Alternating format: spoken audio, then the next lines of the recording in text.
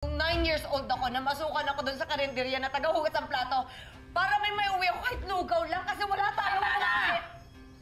Nay, bata pa lang ako, tinuruan ko na yung sarili ko maging matapang. Kasi palagi kang wala sa tabi ko. Dahil wala akong maaasahan sa'yo, dahil wala kang kwentang ina, wala kang puso. Kung wala akong puso, hindi ako masasaktan ng ganito ngayon kasi hindi ko nahanap mga kapatid mo!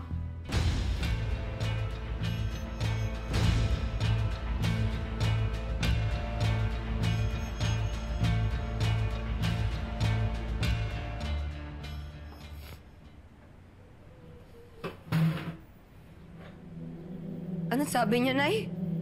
Kapatid? May kapatid ako? Wala siya? Nay! Nay, sumagot kayo! May kapatid ako! Nay, nasaan yung mga kapatid ko?